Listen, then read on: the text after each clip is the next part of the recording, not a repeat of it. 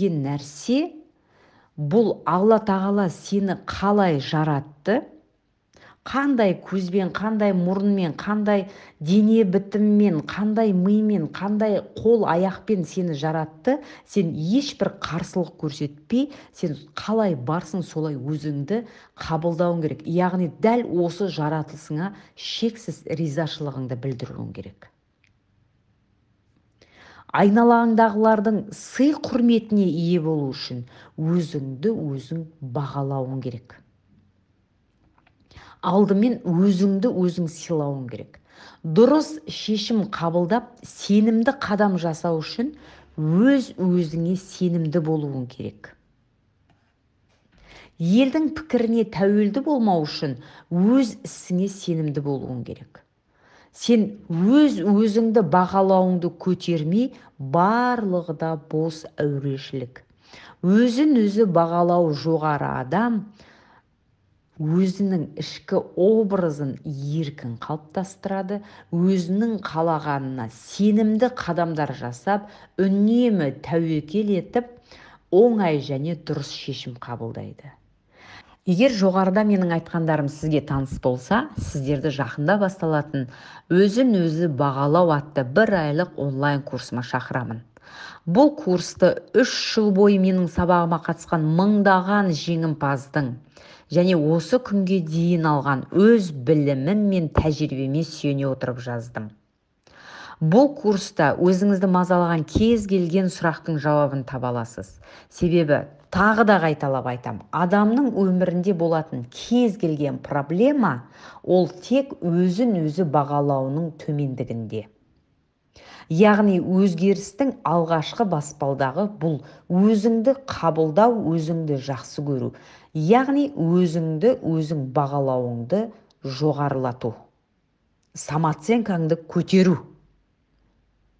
Бұл тақырып маған өте таныс және мен үшін өте ауқымды тақырып. Сондықтан менің курсымда сіз бен біз осы тақырыпқа қатысты барлық сұрақтың жауабын тауып оңай кез келген нәтижеге қол жеткіземіз деген сенімдемін. Сондықтан егер бүкіл өткен өміріңіздің парақшасын толығымен жапқыңыз келсе, болашаққа деген сенімді нық қадам жасағыңыз келсе, дұрыс армандауды үйренгіңіз келсе, алдыңызға дұрыс мақсат қойғыңыз келсе, адамдармен қарым-қатынасыңызды қалыптастырғыңыз келсе, кез келген ортада өз ойыңызды еркін жеткізгіңіз келсе, кез келген ортада өзіңізді еркін ұстауды үйренгіңіз келсе, кез келген ортада ойып тұрып өз орныңызды алғыңыз келсе, қоғамда өзіңізге тән образыңызды қалыптастырғыңыз келсе, өзгелердің өзіңізді жақсы көргенін қаласаңыз,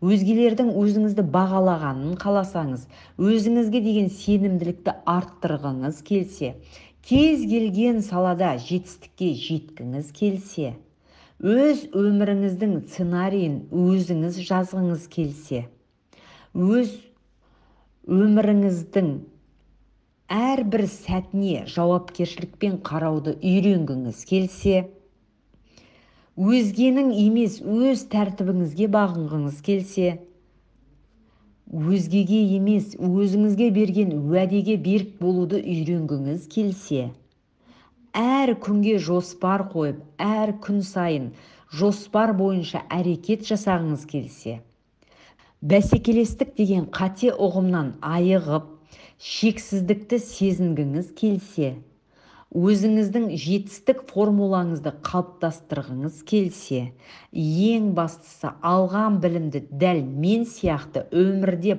дұрыс пайдалануды үйренгіңіз келсе, менің онлайн сабағым сізге арналған. Тіркеліңіздер, қатысыңыздар. Жаңа жылға жаңа меніңізді бізбен бірге қалыптастырыңыз. Ертең, яғни болашақта кім болғың келеді? Бүгіннен бастап өзіңді дәл сол адамдай ұстауың керек.